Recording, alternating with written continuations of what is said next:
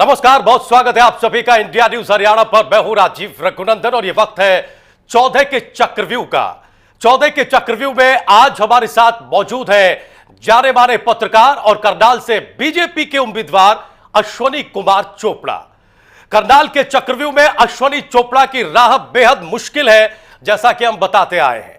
उनके लिए करनाल एक नई जगह है, लेकिन उनके चुनाव के सारथी नरेंद्र मोदी हैं और चौदह के चक्रव्यूह में नरेंद्र मोदी की लहर को अश्वनी कुमार चोपड़ा अपना सबसे बड़ा ब्रह्मास्त्र मानते हैं। उनके सामने करनाल से पिछले 2 बार से सांसद अरविंद शर्मा है। इसके अलावा बीजेपी से बगावत करने वाले वीरेंद्र मराठा भी बीएसपी के हाथी पर सवार होकर अश्वनी चोपड़ा के लिए मुश्किल पैदा कर रहे हैं।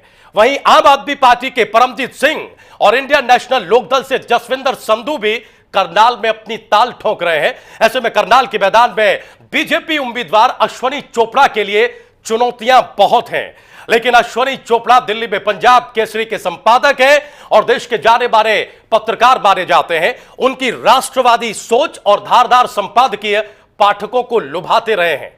लेकिन करनाल लोकसभा सीट पर खुद अश्वनी कुमार मतदाताओं को कैसे लुभाते हैं, यह देखने वाली बात होगी। यह भी देखना दिलचस्प होगा कि अश्वनी कुमार चोपड़ा करनाल के चुनावी चक्रव्यूह को कैसे तोड़ पाते हैं। बहुत स्वागत है अश्वनी चोपड़ा साहब इंडिया न्यूज हरियाणा पर। सवालों के चक्रव्यूह, चौदह के चक्रव्यूह में आज जो हमारा रिश्ता है सर आपसे, यूं तो आप बहुत सम्मानित पत्रकारिता के पेशे से आते हैं और हमारा और आपका जो रिश्ता है वो द्रोणाचार्य और अर्जुन की तरह आज खड़ा हुआ है। हम सब ने प्रदेश में आपके बहुत सारे संपादकीय पढ़े हैं, लिखे हैं। हम सब आपके शेरो शायरी के गुलाम रहे एक तरह से कहें। लेकिन आज हम और आप दोनों अपनी अपनी जिम्मेदारियां निभाते हुए नजर आएंगे। चूंकि अब आप चुनावी सियासत का हिस्सा हैं, लिहाजा आपसे सवाल करना और तीखे सवाल करना हमारी जिम्मेदारी भी होगी और हमारी मजबूरी भी। और इन तीखे सवालों में हमारे साथ होंगे channel head India news Haryana Amit Arya. सवालों का सिलसिला शुरू करते हैं सर। पहला सवाल यह है कि आप अपनी उम्मीदवारी को किस नजरिए से, किस तरीके से देखते हैं? क्योंकि एकमात्र चीज जिसे मोदी की लहर कहा जा रहा है, उसके अलावा कोई भी चीज आपके पक्ष में दिखाई नहीं दे रही है। क्या मैं सही कह रहा हूं सर?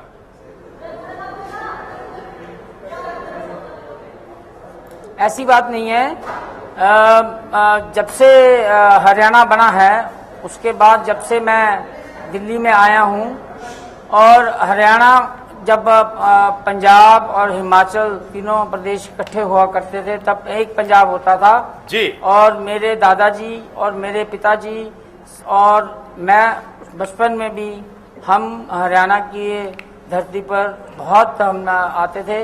और हमारा अखबार जो था उस समय, आज से 10 साल पहले, सिर्फ एकमात्र ऐसा अखबार था पंजाब केसरी, जो कि पूरे नॉर्थ इंडिया में अकेला ही था और खास तौर पर हरियाणा में इसकी सबसे ज्यादा सर्कुलेशन थी। इसलिए मैं ये समझता हूँ कि करनाल, जो कि एक बहुत ही महत्वपूर्ण शहर है हरियाणा का, यहाँ पर पंजाब केसरी की साख, और जैसा कि आपने खुद कहा कि निष्पक्ष पत्रकारिता करने वाले व्यक्ति को मैं ये समझता हूँ कि यहाँ की जनता अपने हाथों पर लेगी। और जैसा कि आपने कहा कि मोदी की लहर का फायदा मैं उठाऊंगा, ऐसी बात भी नहीं है। क्योंकि मैं ये समझता हूं कि इस समय जरूरत है कि पिछले 10 साल जिस तरह से कांग्रेस पार्टी ने इस देश के अंदर स्कैंडल ही स्कैंडल और इतनी गलतियां की हैं, कि उसका एंटी कमंसी फैक्टर भी हरियाणा में है बाकी देश की तरह। तो इसलिए इस समय मोदी जी के लहर और कांग्रेस के विरुद्ध जो एंटी कमंसी फैक्टर है, उस दोनों को मिलाकर के मैं ये समझता हूं कि मुझे जीत में कुछ ज्यादा मुश्किल नहीं होगी। चोपड़ा जी, मैं पूछना चाहता हूं कि इतनी बढ़िया जिंदगी, एक सम्मानित पत्रकार, आपका पारिवारिक जो परिवेश रहा है, शहीदों के परिवार से आप आते हैं, ऐसा कहा जाता है, सम्मानित परिवार है आपका, ये राजनीति में आने का शौक कहां से हो गया आपको?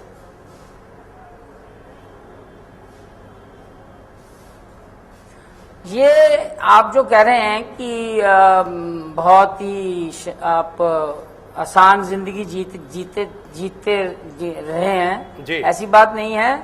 आपको पता है कि हमने पत्रकारिता में भी देश की एकता अखंडता के लिए बहुत ही मेरे दादाजी और मेरे पिताजी ने, और उस समय मैं चाहे छोटा था तब भी मैं एडिटोरियल डिपार्टमेंट में आ गया था और जर्नलिज्म शुरू कर दिया था।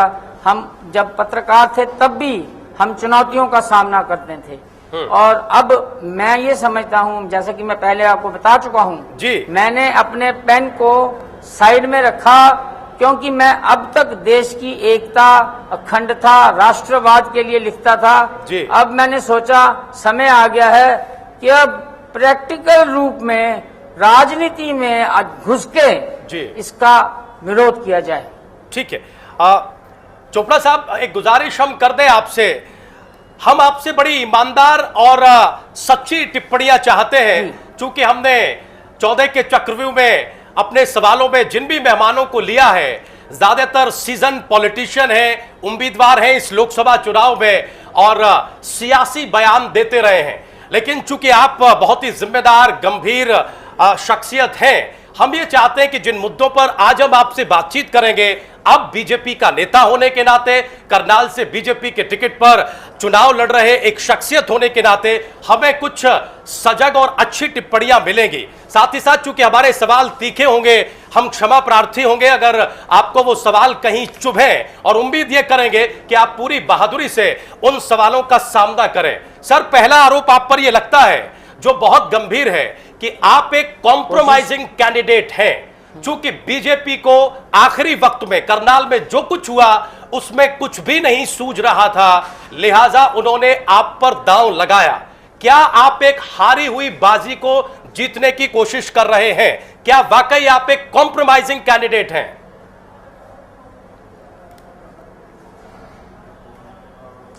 मुझे तो ऐसा नहीं लगता।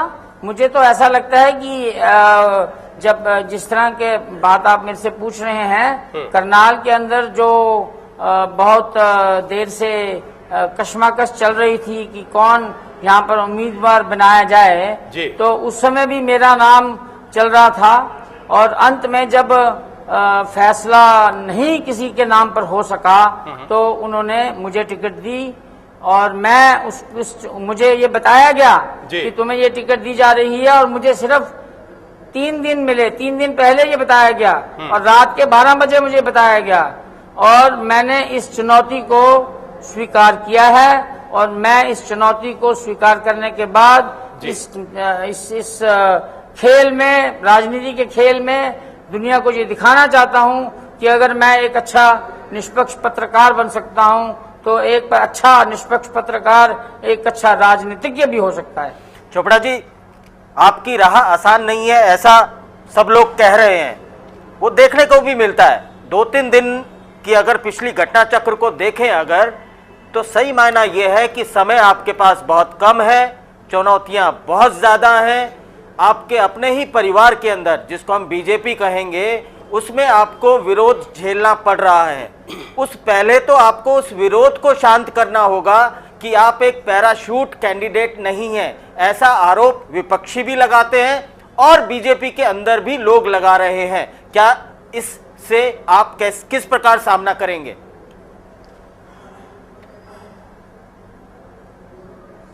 ये तो आप एक चुनौती एक ही बात कर रहे हैं जिसमें मेरे ऊपर आरोप लगे हैं। मेरे ऊपर तो बहुत ज्यादा आरोप लगे हैं, इससे भी ज्यादा आरोप लगे हैं, जो कि आप मुझे लगता है आगे जाके मुझसे पूछेंगे, लेकिन मैं इनसे घबराने वाला नहीं हूँ। जनाब, इब्तिदाए इश्क है, रोता है क्या? आगे आगे देखिए होता है क्या। तो चोपड़ा साहब, हम वही जानना चाह रहे हैं कि आगे आगे अब क्या होगा। 3 दिन आपने खुद बताया कि 3 दिन का वक्त आपको मिला, आपके नाम का ऐलान किया गया। अभी तो उससे पहले करनाल में जो कुछ हुआ वो किसी से छिपा हुआ नहीं है।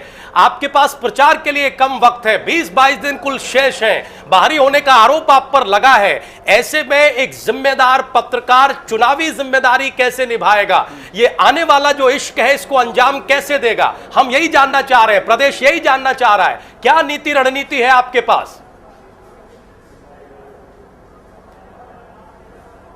देखिए, सबसे पहले तो जो मेरा प्रतिद्वंदी है कांग्रेस का, वो चाहे 2 बार यहां से जीता है, लेकिन वो भी भारी व्यक्ति है, वो भी यहाँ का व्यक्ति नहीं है। और इसके बाद दूसरी बात यह है कि ये जो बाहरी व्यक्ति की बात है उसका इस बात से कोई लेना देना नहीं है। इस वक्त देश की जनता और खास तौर पर मैंने आज अपने 9 विधानसभा क्षेत्रों का दौरा किया और 9 आज एक दिन में मैंने 9 विधानसभा क्षेत्रों में ऑफिसेज भी खोल दिए। और आपको मैं ये बताना चाहता हूँ कि एक एक ऑफिस में मैं गया, मैंने वहां पर चाहे 10-10 मिनट 20-20 मिनट भाषण दिए, लेकिन लोगों के जोश और उनके जो जिस तरह से उन्होंने मेरे को अपने हाथों पर उठाया उसको देखकर मुझे बहुत प्रोत्साहन मिला। डॉक्टर चोपड़ा जी, आपके जो प्रतिद्वंदी हैं वो एक मिलनसार आदमी, पिछले 2 बार से जीता हुआ सांसद, पेशे से डॉक्टर, और उनके ऊपर कोई इस प्रकार का दाग या इस प्रकार का आरोप नहीं है। आप इस प्रकार के प्रतिद्वंदी से किस प्रकार से भिड़ पाएंगे?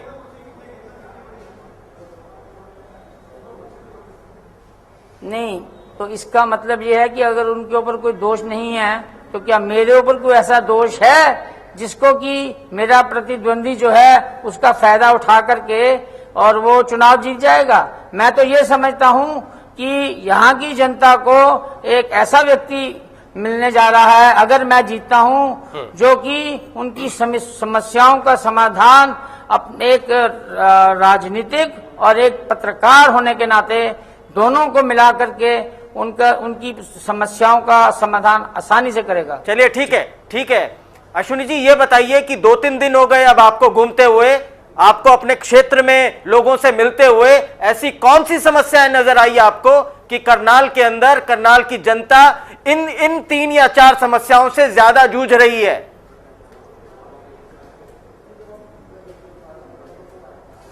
सबसे पहले तो मैं आपको ये बताना चाहता हूं कि पिछले 10 साल से कांग्रेस का जो मेरा प्रतिद्वंदी है उसने यहां पर कोई विकास नहीं किया।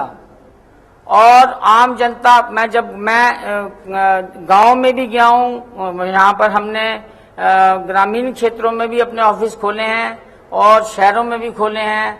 एक मैं आपको छोटी सी एग्जांपल देता हूं कि ये अपना पानीपत और करनाल के बीच जो हाईवे बन रहा है एलिवेटेड, इसमें अभी 18 और एलिवेशन पुल बनने थे जो कि पिछले 10 साल से मेरा प्रतिद्वंदी जो है वो नहीं बना सका। सर वो केस के अलावा हरियाणा के अंदर एक भी विकास का काम नहीं हुआ। सर वो कोर्ट में है, कोर्ट में भी हो, अगर आप भी सत्ता में आ जाएंगे तो कोर्ट केस को आप किस प्रकार से वो करेंगे?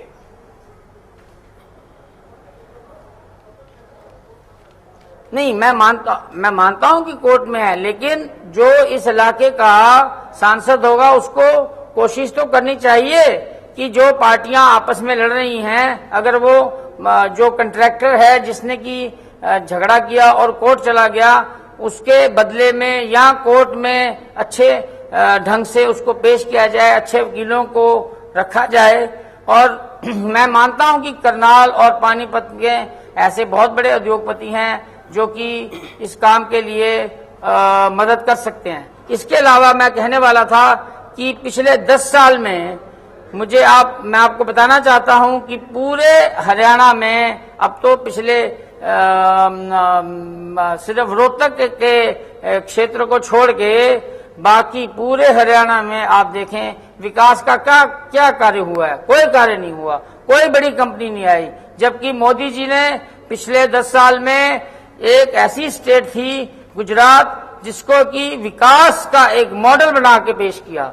मैं भी ऐसा सोचता हूं कि अगर मैं यहां से जीत के जाऊंगा तो एटलीस्ट मैं ये तो कर सकता हूं जिस क्षेत्र को मैं रिप्रेजेंट करता हूं उस क्षेत्र के लिए मैं कुछ ना कुछ काम तो करूं, विकास का काम करूंगा। ठीक है चोपड़ा साहब, अभी अमित जी सवाल कर रहे थे, उन्होंने कहा कि आपके लिए दोहरी चुनौतियां हैं। पार्टी के बाहर स्वाभाविक तौर पर आपके सामने चुनौती है चूंकि आप बीजेपी के टिकट पर चुनाव लड़ रहे हैं, और पार्टी के अंदर यानी बीजेपी के भीतर भी चुनौती है जिसको आप स्वीकार कर रहे हैं। आपने कहा एक नहीं और भी चुनौतियां हैं। एक और सबसे बड़ी चुनौती आपके सामने है, वो ये है कि हरियाणा जनहित कांग्रेस के कार्यकर्ता या हजका का वोटर क्या आपको सपोर्ट करेगा, वो भी तब जबकि ये आरोप लगे बीजेपी के ऊपर, जिनसे आप परिचित हैं, कि जबरदस्त दबाव के तहत ये सीट हजका से ले ली गई और आपको यानी बीजेपी को दे दी गई। क्या गठबंधन के तौर पर हरियाणा जनहित कांग्रेस के कार्यकर्ता, उनके समर्थक आपका समर्थन करेंगे? क्या उम्मीद है आपको?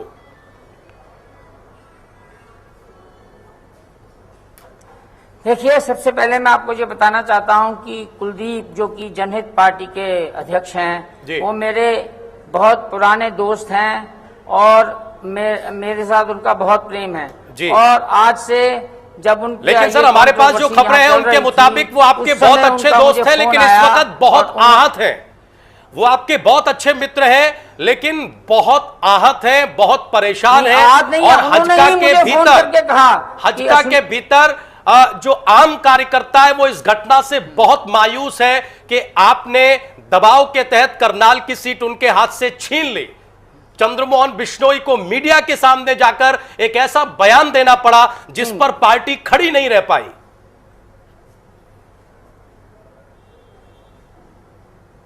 मेरा इसमें कोई लेना देना नहीं है। ये तो जब उन्होंने अपने भाई चंद्रमोहन को यहाँ पर टिकट दिलाई तो यहाँ की जो इकाई थी बीजेपी की और केंद्र में भी जो बीजेपी के प्रमुख नेता थे जी, उनको ये स्वीकार्य नहीं था। उस समय मैं पिक्चर में नहीं था, ठीक। लेकिन उसके बाद की गतिविधियां जो हुई, मैं आपको ये बताना चाहता हूं कि जब ये कंट्रोवर्सी चल रही थी उस समय भी कुलदीप ने मुझे फोन करके ये कहा, क्योंकि वो मेरा दोस्त है, उसने कहा आपको ये चुनाव मैं चाहता हूं कि जनहित और बीजेपी के गठबंधन की जो पार्टी है दोनों की, वो करनाल से आप चुनाव लड़ें। और ये बात आप कुलदीप से भी पूछ सकते हैं। और मैंने उसको ये कहा कि मैंने अभी अपना नहीं, चोपड़ा जी आप ये कह रहे हैं, चोपड़ा जी आप ये कह रहे हैं, चोपड़ा जी आप ये कह रहे हैं कि जब ये पूरा घटनाक्रम हो रहा था, चोपड़ा जी आप ये कह रहे हैं कि जब ये पूरा घटनाक्रम हो रहा था तब कुलदीप बिश्नोई ने आपको खुद फोन किया था और ये इच्छा जाहिर की थी कि आप करनाल से चुनाव लड़ें। यही सही बात मैं सुन रहा हूं सर? जी, वो क्योंकि उनके ऊपर दबाव था अपने भाई को हटाने का। चोपड़ा साहब अगर ऐसा था, दोस्त थे तो उन्होंने चोपड़ा साहब अगर ऐसा था, मेरे भाई को हटाया जाता है तो उसकी जगह। बिल्कुल सही कह रहे हैं आप। अगर ऐसा था तो फिर चंद्रमोहन बिश्नोई के उस बयान को, जिसमें वो ये कहते हैं मीडिया के सामने कि मेरे स्वर्गीय पिता की ये इच्छा है कि इस सीट से एक ब्राह्मण कैंडिडेट चुनाव लड़े, इसे आप किस तरह से देखते हैं?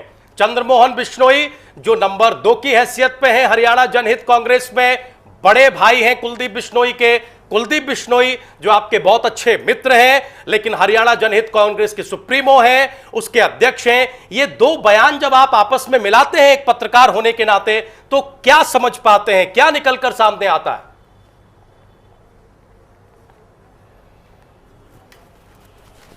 आपने जो ये प्रश्न मुझे किया है ना, इसका जवाब मेरे पास है कि कुलदीप ने ना केवल मुझे फोन किया, उसने मेरी पत्नी को भी फोन किया, क्योंकि मेरी पत्नी जो है, मैं पंजाबी हूं और मेरी पत्नी ब्राह्मण है। We are 2 in 1। और कुलदीप ने ये कहा कि अश्विनी जी और भाभी जी, अगर आप दोनों, अगर अश्विनी जी यहाँ से चुनाव लड़ते हैं, तब तो स्वाभाविक तौर पर आपकी पत्नी को चुनाव मैदान में होना चाहिए था। चोपड़ा साहब, तब तो स्वाभाविक तौर पर आपकी पत्नी को चुनाव मैदान में होना चाहिए था। एक तीर से दो शिकार हो जाते। चंद्रमोहन बिश्नोई जी की बात का सम्मान भी रह जाता, ये सीट भी बीजेपी के खाते में चली जाती, और इससे एक कदम और आगे बढ़कर जो अक्सर हम विश्लेषण करते हैं कि राजनीतिक दल महिला उम्मीदवारों को लेकर कितना गंभीर है, वो एक मामला भी सुलझ जाता। फिर आखिर ये क्यों नहीं हुआ?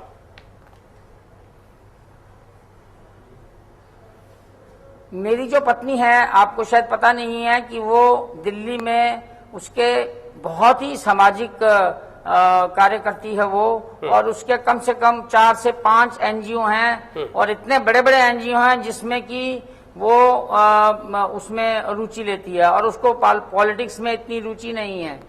और इसलिए जब ये ऑफर आई हमें, तो उस समय उसने मुझे, मेरी पत्नी ने मुझे कहा कि मैं तो राजनीति को मैं इंटरेस्टेड नहीं हूं, मैं तो सामाजिक कार्य करना चाहती हूं। इसलिए अगर आप समझते हैं कि आप इस देश की सेवा कर सकते हैं और आप ये चुनाव जीत सकते हैं, और आपको ज्यादा समझ है क्योंकि आप पत्रकार भी हैं, तो आप देखिए। और मैंने ये फैसला अपनी पत्नी के साथ बैठ के किया, और हमने फिर कुलदीप का फोन दोनों को आया, और उसके बाद भी हमने, अब दोनों ने, पति पत्नी ने फैसला किया कि मैं ही इस जगह पर चुनाव लड़ूं। जी चोपड़ा साहब, एक और सवाल आपसे जानना चाहेंगे, चूंकि आप बड़ी बेबाक बात रख रहे हैं यहां पर। क्या कुलदीप बिश्नोई ने बीजेपी की सहमति से आपको फोन किया था, या फिर खुद अपने विशेषाधिकार के तहत आपको फोन किया था? क्या ये बता सकते हैं कि कुलदीप बिश्नोई का जो फोन आपके पास आया उसमें बीजेपी की सहमति थी या फिर बीजेपी का दबाव था? क्या था सर, उस भाषा से आप क्या पढ़ पाए?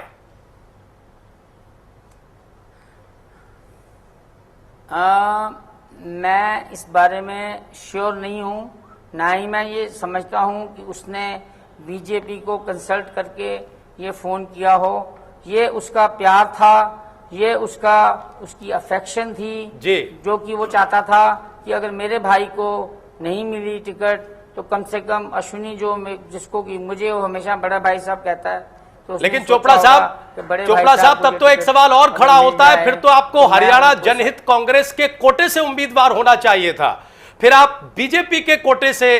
फिर ये सब क्यों हुआ कि पहले रातों रात मीटिंग्स हुई और उसके बाद सीटों की अदला बदली हुई, उनको सिरसा दिया गया, बीजेपी को करनाल दिया गया, और फिर आपको बीजेपी के उम्मीदवार के तौर पर उतारा गया? अगर संबंधों में इतनी सहजता थी, अगर कुलदीप के विकल्प इतने खुले हुए थे, इतने स्वाभाविक और व्यवहारिक थे, तो तब आपको हरियाणा जनहित कांग्रेस की टिकट पर आज करनाल से उम्मीदवार होना चाहिए था।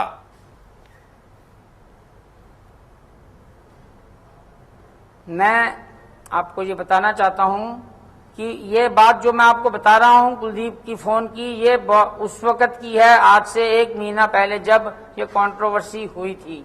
और उसके 1 महीना के बाद जब फाइनल स्टेजेस पे लोकसभा के चुनाव आ गए, तब हमें जब फोन आया, और मैं ये समझता हूं कि आज इस देश को अगर कोई बचा सकता है तो वो मोदी ही बचा सकता है, और कोई नहीं बचा सकता।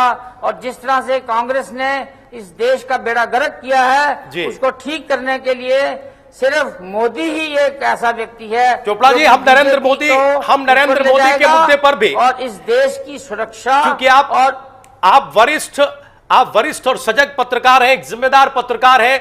नरेंद्र मोदी की छवि, नरेंद्र मोदी की लहर, और खासतौर से हरियाणा के संदर्भ में, इस पर भी हम सवाल करेंगे। लेकिन हम सर ये समझना चाह रहे हैं कि अगर 1 महीने पहले कुलदीप बिश्नोई ऐसा चाहते थे, तो फिर इतनी रार क्यों हुई करनाल की सीट को लेकर? फिर तो जैसे ही ये सीट हजका के झोली में आई, जैसे ही बीजेपी हजका के बीच ये फैसला हुआ, ये सामंजस्य बना कि ये 2 सीटें हैं, हिसार और करनाल, जिन पर हजका को लड़ना है, तो फिर आपको स्वाभाविक तौर पर कैंडिडेट होना चाहिए था। फिर क्यों चंद्रमोहन बिश्नोई को पहले घोषित किया गया, उसके बाद वापस लिया गया, फिर सीटों की अदला बदली हुई, फिर आपका नाम आया? ये जो पूरी रार है चोपड़ा जी, ये क्या इशारा कर रही है? क्योंकि इससे जो आम मतदाता है, जो आम वोटर है, उसके दिमाग में एक बड़ी भ्रम की स्थिति हो गई है।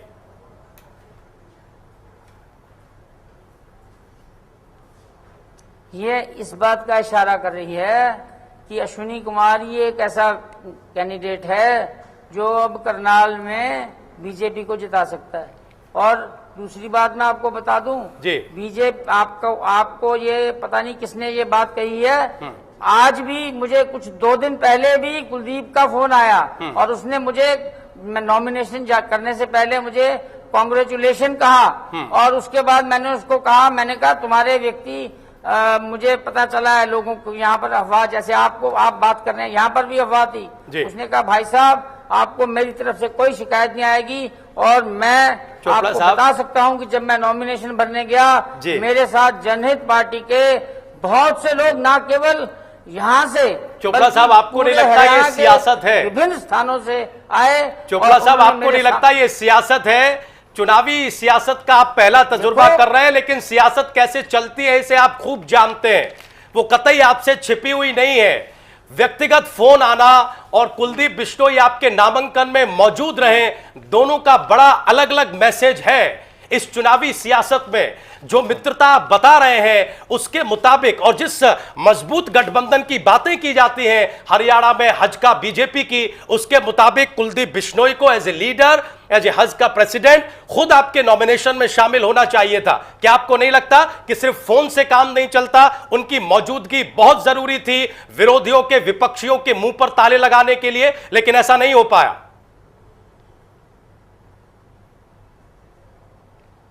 नहीं, हमने जरूरी नहीं समझा कि हम कुलदीप को बुलाएं, क्योंकि जब हंजका के बाकी सब वर्कर जो थे वो हमारे साथ थे, तो इसका मतलब है कि कुलदीप की जनहित पार्टी हमारे साथ ही है और साथ ही चलेगी। उनके भी जो कार्यकर्ता यहाँ पर हैं वो हमारी सपोर्ट में ही हमारे साथ काम करेंगे। चलिए ठीक है चोपड़ा जी, ऐसा ये हमें लगता है।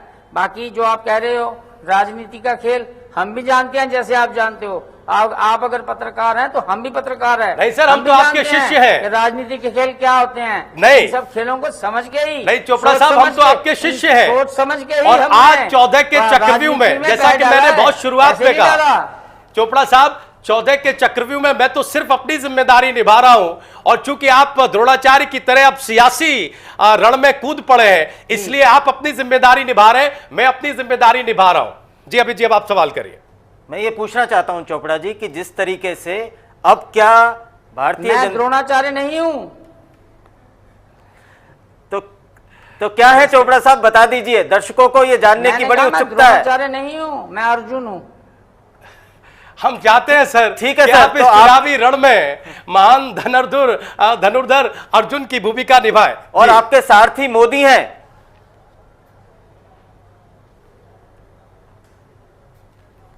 मेरे साथी तो मोदी ही होंगे, उनके अलावा कौन हो सकता है? ठीक बात। आज के समय में इस देश को अगर सही दिशा में कोई ले जा सकता है तो वो मोदी ही ले जा सकता है, ऐसा मेरा विश्वास है। और एक पत्रकार होने के नाते मेरी ये कन्विक्शन है, मैं ये समझता हूं कि मोदी के अलावा इस देश का उद्धार अब कोई नहीं कर सकता। क्यों अरविंद केजरीवाल नहीं कर सकते सर? ईमानदार आदमी है, भ्रष्टाचार के विरुद्ध लड़ाई लड़ रहे हैं, उसके साथ साथ एक सामान्य परिवार से संबंधित होते हुए भी अपनी नौकरी छोड़ के, त्याग करके देश की सेवा के लिए, भारत माता की सेवा के लिए वो आदमी निकला है, तो वो आदमी क्या आपका सारथी नहीं हो सकता?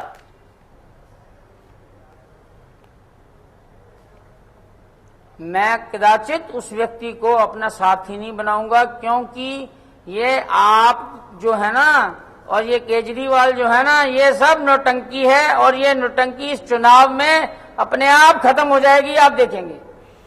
इसी प्रकार से दिल्ली में भी बोलते थे सर, आप और हम सब लोग 5 या 6 सीटें देते थे आम आदमी पार्टी को, लेकिन उन्हें मिली 28। ये स्थिति देश भर में तो नहीं होगी कहीं? लेकिन ऐसा, यही मैं बात आपको कहने लगा था कि दिल्ली में तो एक ऐसी परिस्थिति थी कि उन्होंने हर व्यक्ति को इस्तेमाल किया। उन्होंने शुरू से लेके आखिर तक लोगों को इस्तेमाल किया और अपनी एक छवि ऐसी बना दी लोगों के समक्ष कि उन जैसा ईमानदार और इस दिल्ली के एडमिनिस्ट्रेशन को चलाने के लिए ऐसा मुख्यमंत्री तो हो ही नहीं सकता। दूसरी बात कि शीला दीक्षित जी की कांग्रेस जो थी, उसका भी एंटी कमेंसी फैक्टर था, उस फैक्टर का फायदा उन्होंने भी उठाया। और मैं समझता हूं कि बीजेपी ने भी कम सीटें नहीं ली, थोड़ी सीटों का ही फर्क रहा। अगर 2-4 सीटें बीजेपी को और मिल जाती तो आपको बैठना पड़ता। और फिर आपकी जब सरकार को उसने अपने बच्चों की कसम खाई थी कि मैं किसी का कांग्रेस का समर्थन नहीं लूंगा, और उसके बाद उसने कांग्रेस का समर्थन लिया। ऐसे व्यक्ति के ऊपर तो विश्वास ही नहीं किया जा सकता। चोपड़ा साहब, एक सवाल ये जरूर जानना चाहते हैं आपसे, चूंकि प्रदेश की जनता भी ये जानना चाहती है और पिछले 10-15 दिन से ये मामला अखबारों की खूब सुर्खियां बटोर रहा है। बीजेपी उम्मीदवार होने के नाते और साथ ही साथ एक जिम्मेदार पत्रकार होने के नाते, क्या आपको ये लगता है कि हरियाणा में बीजेपी ने टिकटों का बंटवारा सही किया है? एक राष्ट्रीय दल को, एक ऐसी पार्टी को जिसके पक्ष में लहर चलने का दावा किया जा रहा हो, वो क्या इस तरह से टिकटों का बंटवारा करती है?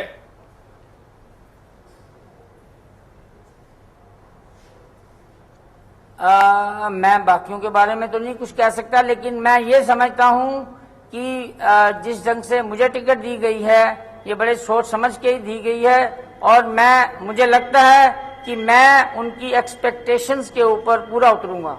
हम सर आपसे बाकी लोगों पर भी टिप्पणी की उम्मीद कर रहे हैं, क्योंकि हम बार बार ये खुद को भी बता रहे हैं और प्रदेश के लोगों को भी, और शायद बताने की आवश्यकता भी नहीं है कि आप एक सजग और जिम्मेदार पत्रकार हैं। आपकी लेखनी की धार, आपकी आलोचनाएं हमने देखी हैं, और आज ये लेखनी हिचकेगी नहीं अपनी आलोचना करने में भी। आज जिस पार्टी से आप उम्मीदवार हैं, क्या उस पार्टी ने भिवानी महेंद्रगढ़ में, क्या उस पार्टी ने कुरुक्षेत्र में, क्या उस पार्टी ने सोनीपत में सही टिकटें बांटी हैं?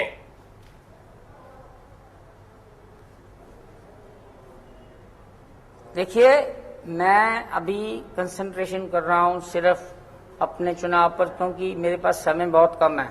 इसलिए मैं बाकियों के बारे में, उनकी सिलेक्शन के बारे में, उनकी परफॉर्मेंस के बारे में सच में कहूं तो अभी मैं कुछ नहीं कह सकता। तो चोपड़ा साहब, मैं आपसे पूछना चाहता हूं कि आप इस चुनावी समर में, और मैं झूठ आपको कुछ जी, मैं ये आपसे पूछना चाहता हूं कि आपके मुख्य मुद्दे क्या होंगे इस चुनाव में? करनाल की जनता को आप किस बात से प्रभावित करेंगे कि अगर आप अश्विनी चोपड़ा को चुनते हैं तो उनकी जिंदगी में यह फर्क आएगा जो डॉक्टर अरविंद शर्मा फर्क नहीं ला सके?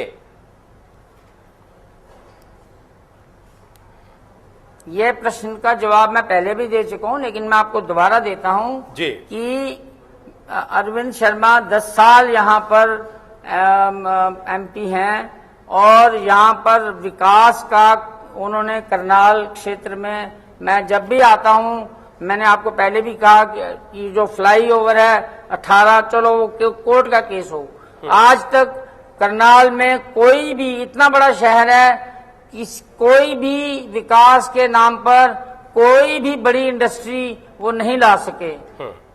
और ये बिल्कुल केंद्र, हरियाणा के केंद्र में है, लेकिन सब उनकी प्रॉब्लम भी हो सकती है ये कि उनकी मुख्यमंत्री से ना बनती हो, तो इसलिए हो सकता है कि सारा पैसा जो है वो रोहतक में लग रहा है और करनाल के क्षेत्र को इग्नोर किया गया हो।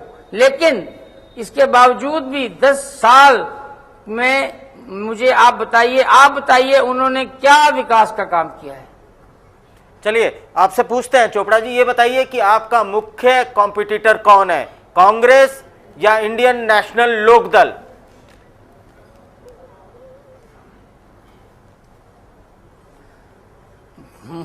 इस बारे में मैं नहीं कुछ कह सकता, कोई भी हो सकता है, क्योंकि ये जो चुनावी खेल है और ये जो राजनीति का खेल है, इसमें कब क्या कहां कैसे हो जाए इसके बारे में नहीं सर, आपको कांग्रेस का भ्रष्टाचार तो दिखता है, लेकिन इंडियन नेशनल लोकदल का भ्रष्टाचार, उनके नेता जेल के अंदर हैं भ्रष्टाचार के उसमें, और वो भी मोदी के नाम पे वोट मांग रहे हैं। उनका कहना है कि उनके कैंडिडेट को जिताओगे तो वो मोदी को समर्थन देंगे और मोदी को प्राइम मिनिस्टर बनाने में सहयोग करेंगे। आपका भी सेम एजेंडा है, तो कहीं आपके वोट तो नहीं बटेंगे?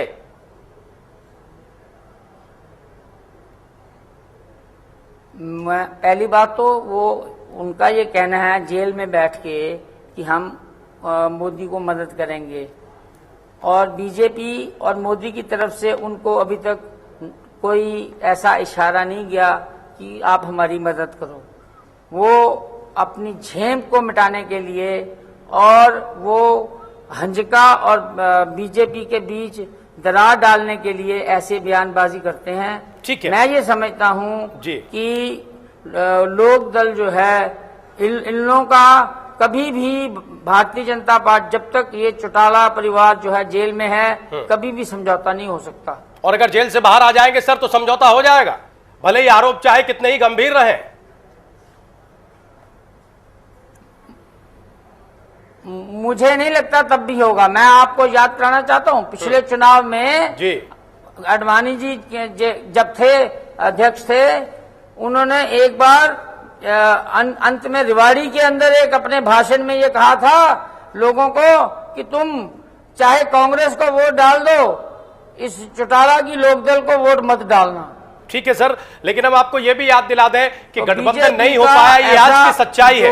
रवैया रहा है इनके प्रति चोपड़ा सर, गठबंधन नहीं हो पाया ये आज की सच्चाई है, लेकिन दोनों तरफ से काफी कोशिशें की गई, ये भी एक सच है। हम एक अगले सवाल की तरफ बढ़ते हैं। हम ये जानना चाहते हैं सर कि आप जाट गैर जाट की सियासत में आप एक जी जाट गैर जाट की सियासत में आप कहां खड़े हैं? क्योंकि आपके ऊपर एक और आरोप लगता है कि आप पंजाबी नेता हैं, आप पंजाबी समुदाय का प्रतिनिधित्व करते रहे हैं और कर सकते हैं। पिछले दिनों रोहतक में एक पंजाबी सम्मेलन में आप देखे भी गए। जाट गैर जाट के मुद्दे पर अश्वनी चोपड़ा क्या सोचते हैं अब इस सियासी चक्रव्यूह में?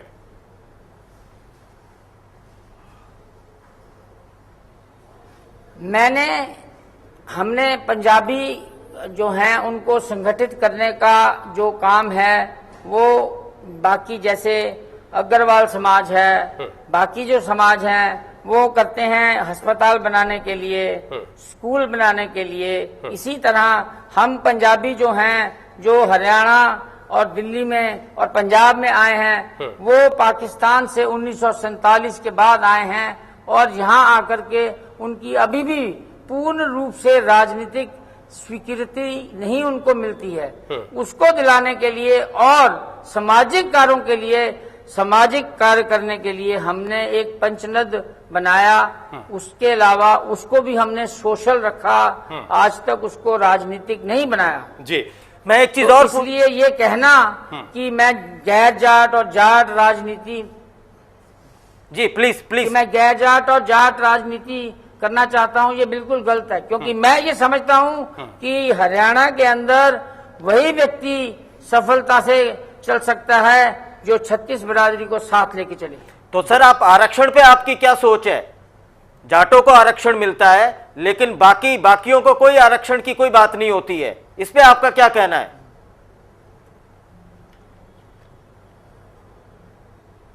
ये तो बड़ी सीधी बात है ना, कांग्रेस ने इतने गंदे गंदे काम किए हैं, ये तो बड़ा छोटा सा काम है कि जाटों को जीतने के लिए उनको आरक्षण दे दिया। अब इसके बारे में चोपड़ा सर, आप जाटों को आरक्षण का समर्थन करते हैं या नहीं करते हैं? वो तो देखिए, मैं आर्थिक रूप से आरक्षण को मानता हूं कि जो आरक्षण है वो सिर्फ इसी बात पर नहीं देना चाहिए कि ये जो आरक्षण दिए जा रहे हैं, आरक्षण का समर्थन नहीं करते सर? जाटों की बात नहीं मैं कर रहा। चोपड़ा सर, आप जाट आरक्षण का समर्थन नहीं करते हैं, इसका मतलब? मैं इसमें समर्थन की बात नहीं है, मैं तो आपको कह रहा हूं ना, ये तो कांग्रेस के खेल है। उनको जाटों की जरूरत है तो उन्होंने जाटों को, उनको असल में हरियाणा के जाटों की शायद इतनी ना जरूरत हो, उनको पश्चिम यूपी के अंदर कांग्रेस को लगता है कि कहीं बीजेपी हर राजनीतिक दल यही करता है, इसलिए उन्होंने हर राजनीतिक दल यही करता है। क्योंकि अब आप बीजेपी के नेता हैं, बीजेपी के उम्मीदवार हैं, हम आपकी और आपकी पार्टी की राय जानना चाहते हैं। प्रदेश और करनाल कॉन्स्टिट्यूएंसी के लोग जानना चाहते हैं। आप हमें बताइए सर कि आप जाट आरक्षण के साथ खड़े हैं या उसकी मुखालफत करते हैं? अश्वनी चोपड़ा का बीजेपी नेता होने के नाते जाट आरक्षण पर क्या स्टैंड है सर? आप जो मेरे से प्रश्न पूछ रहे हैं ना, नहीं, मैं इस बारे में आपको फिर बता रहा हूं, आप इस तरह से मेरे से मत पूछिए। मैं ये कह रहा हूं कि ये आरक्षण तो अब पंजाबी भी मांगेंगे, कल को ब्राह्मण भी मांगेंगे और सभी जातियां मांगेंगी। अब किस चीज को आप आरक्षण देंगे? ये तो कांग्रेस की चाल है। सर, इस सवाल से आप बचते नजर आ रहे हैं? नहीं, मैं बचने की बात है नहीं, मैं इस बारे में कमेंट करना ही नहीं चाहता। ठीक है सर, एक और सवाल जो थोड़ा चुभ सकता है आपको और जो बिल्कुल सच्चाई के करीब है, जो शायद करनाल की हकीकत है। हमारे पुख्ता सूत्रों से हमें यह जानकारी मिली, जिस बात का जवाब आप बहुत शुरुआत में नहीं देना चाह रहे थे, कि जब करनाल सीट की अदला बदली हुई और जब कैंडिडेट्स को लेकर झगड़ा चरम पर था, तब कुलदीप बिश्नोई खुद ये चाहते थे कि हजका और बीजेपी का गठबंधन टूट जाए। यहां तक खबर मिली कि कुलदीप बिश्नोई की आंखों में आंसू आ गए। जो भी स्थिति परिस्थिति बनी, हजका के कार्यकर्ता ये कहते हैं कि वो कतई आपका समर्थन नहीं करेंगे। बीजेपी के कार्यकर्ताओं का भी एक धड़ा यह कहता है कि वो आपका समर्थन नहीं करेगा, क्योंकि आप उनकी स्वाभाविक चॉइस नहीं है, आपको उन पर थोपा गया है। ये जो चुनौती है, ये जो सच्चाई है, इसका सामना आप कैसे करेंगे चोपड़ा सर?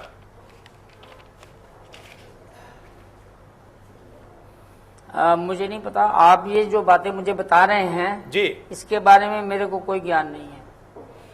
नहीं, ये चुनौती तो है सर आपके सामने, आपको मैं तो ज्ञान न हो, लेकिन आने वाले दिनों में इस अपना चुनौती का सामना आपको इस चुनावी रणक्षेत्र में करना है। हाँ तो करेंगे ना, कैसे? समय आने पे करेंगे, पूरा करेंगे। कैसे अभी सर, तो कैसे? दूसरा दिन है, अभी 10 दिन और पड़े हैं। अभी तो हमें यहाँ पर आए 2 दिन तो हुए हैं। अब नॉमिनेशन के बाद आज हम बाहर निकले हैं और हमने 9 अपने दफ्तर चोपड़ा बनाए साहब, तब आप ये मानते हैं कि आप बाहरी हैं? आने वाले दिनों में आपने कहा कि जब आपको तक आए हुए 10 2 दिन दिन तक हुए। पोलिंग नहीं होती, चोपड़ा यहाँ साहब, करनाल आपने ये में कहा कि रहेंगे आपको आए हुए और 2 दिन हुए हैं। क्या आप ये मान चुके हैं कि हाँ, मैं बाहरी उम्मीदवार हूं, मैं कोशिश करूंगा, चुनौतियों का सामना करूंगा, लेकिन मैं बाहरी हूं?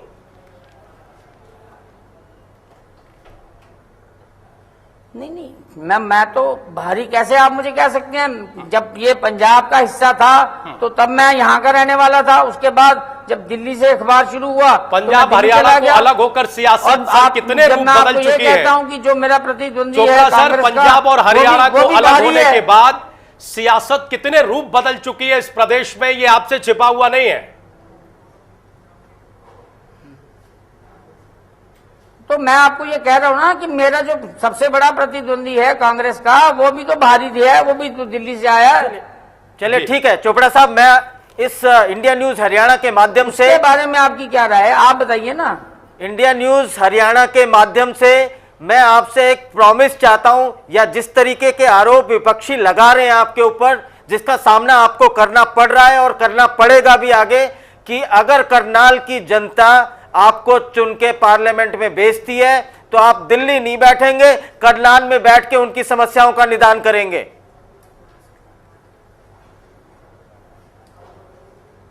बिल्कुल, मैं दिल्ली भी बैठूंगा और मैं अभी मैंने यहाँ अनाउंस किया कि मैं एक घर किराए पे लूंगा, यहाँ मैं खरीदूंगा एक करनाल में और एक मैं खरीदूंगा पानीपत में, और मैं हफ्ते में 2 दिन यहाँ बैठूंगा पानीपत और 2 दिन करनाल। जी, तो चोपड़ा साहब, आप पूरी तरह से कॉन्फिडेंट हैं? का सबसे बड़ा फायदा ये होगा कि मैं यहाँ की समस्याओं को, चोपड़ा साहब, आप पूरी तरह से कॉन्फिडेंट हैं कि ये चुनावी रणक्षेत्र आप पार उतरेंगे, इसमें जीत आपके खाते में जाएगी?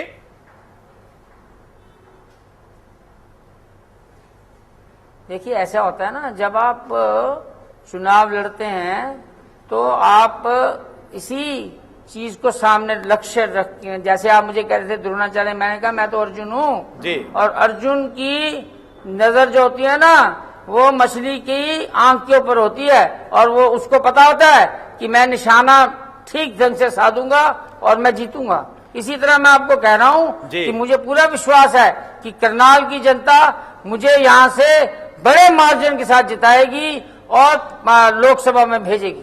जी, चोपड़ा साहब, एक आखिरी सवाल, चूंकि हम सब आपके कॉलम पढ़ते रहे हैं पंजाब केसरी में, ये जो मौजूदा स्थिति परिस्थिति है, ये जो मौजूदा वक्त की सियासत है, उस पर एक शेर हम चाहेंगे आपकी तरफ से।